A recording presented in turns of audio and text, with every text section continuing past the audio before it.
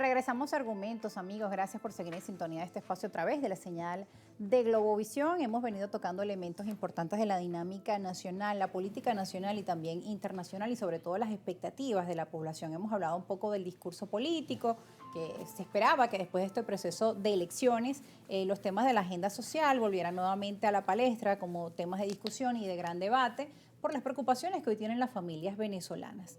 Mientras estamos leyendo todas estas noticias de esta nueva amenaza de buques en el Caribe, pues también hay una dinámica familiar que también demanda respuestas urgentes, ¿no? La población se acerca al regreso a clases, la compra de útiles escolares, inscripciones, uniformes para los niños y todo lo que implica, ¿no? Un regreso a clases, los libros, los cuadernos, etcétera. Los padres están hoy concentrados en cómo hago para regresar a clases, para que mis chamos puedan disfrutar de unas vacaciones, viajar, en fin, ofrecer recreación a la familia, pero también dedicarse a lo importante. Nada más el tema de la compra de la canasta básica es bastante fuerte ya para la familia venezolana a nivel general.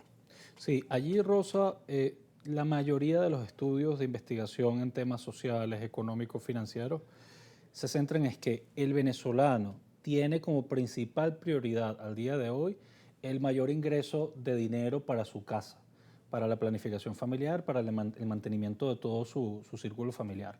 Lo segundo, por supuesto, es el tema de la salud.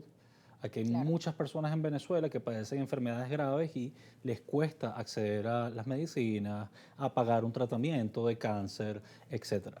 Lo tercero, por supuesto, son los bienes y servicios, el agua, la luz, el gas, la electricidad, y eso es algo generalizado en todo el país. Por supuesto, hay una pequeña burbuja en lo que es Caracas, Miranda, pero hay unos temas que los políticos tienen que solucionar o poner sobre la mesa ese vértice de estos problemas que te acabo de mencionar. También yo creo que la política tiene que rehumanizarse, por otro lado, y la rehumanización parte de alejar el conflicto, transformar el conflicto en tolerancia, en evitar la negación del otro, estoy hablando entre el chavismo y la oposición, entender que hay diversas posiciones y posturas y eso no significa, eso no se puede traducir en persecución, en cárcel para nadie. Yo creo que hay que regresar a un punto de democratizar este comportamiento de oposición y gobierno. Pero por otro lado, también yo creo que los esfuerzos de la negociación política deben estar dados en mejorar la calidad de vida del ciudadano. Que un ciudadano que en su mayoría, Rosa, no está atento a la información de Twitter, no entiende qué está pasando con los buques. Muchas personas, producto de la desinformación, no saben qué está pasando con las declaraciones de Trump o las de un secretario de Estado. ¿Qué es lo que busca la gente al día de hoy? Mejoras en su calidad de vida.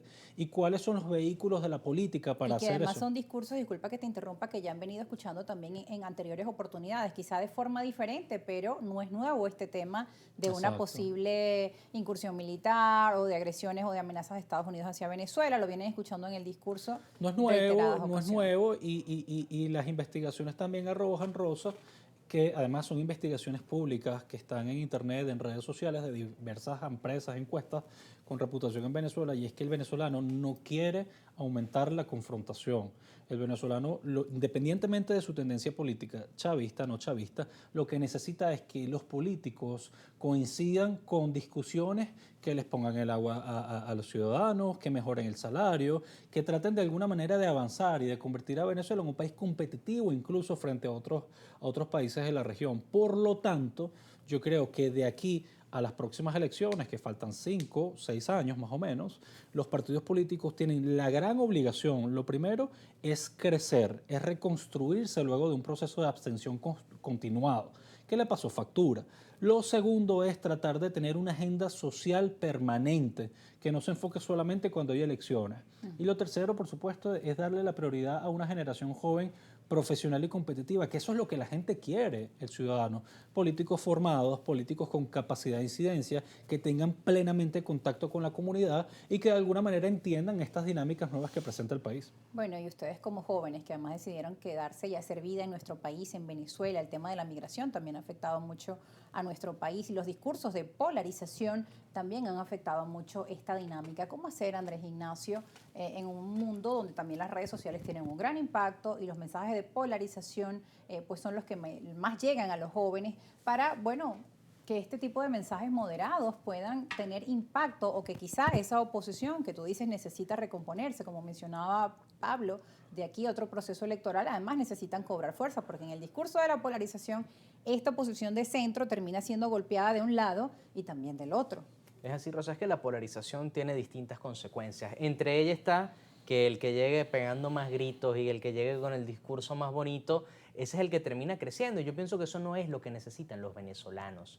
Y es por eso también Pero es que lo que ocurre. eso es lo que ocurre totalmente. Y es también por eso que en municipios como Chacao, Baruta y El Hatillo, un mes antes de la elección había un electorado indignado porque ellos sentían que a pesar de que sus alcaldías eran de oposición, a pesar de que los servicios públicos en su mayoría funcionaban muy bien o a la perfección, sentían que tenían unos políticos ausentes. Y es por eso también que ese llamado a la abstención por un sector de la oposición es tan peligroso para el futuro de la política del país.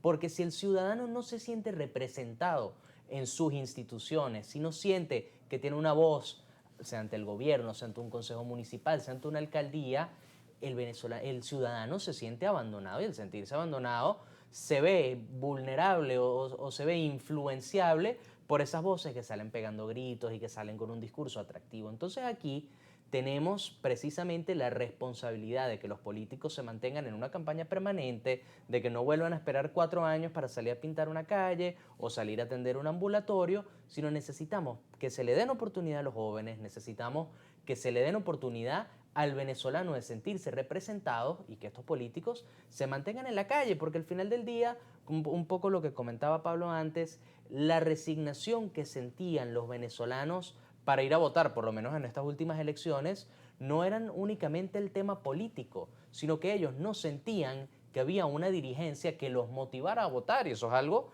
que hoy en día se repite en todas partes del mundo y que el discurso de las redes sociales está fomentando precisamente que las personas se alejen del voto porque es mucho más fácil ver qué se hace, pero también es mucho más fácil resaltar qué no se está haciendo. Entonces yo pienso que tanto los políticos, sean alcaldes o concejales electos, y todos aquellos dirigentes municipales, hay municipios opositores donde por la abstención ahora hay un solo concejal de oposición y este está en una posición muy atractiva para dentro de 4 años construir un discurso que lo impulse una alcaldía. Entonces ellos deben mantenerse en la calle, ellos deben tomar en cuenta qué es lo que está necesitando la gente y lo más importante, ellos tienen que mantenerse activos en una búsqueda de defender al venezolano de a pie en su día a día. Tenemos que ir a una pausa. Al regreso seguiremos conversando, muchachos, sobre esta situación, sobre el panorama político nacional y también sobre el peligro que representa el desencanto de los ciudadanos hacia la política. Pausa y ya regresamos.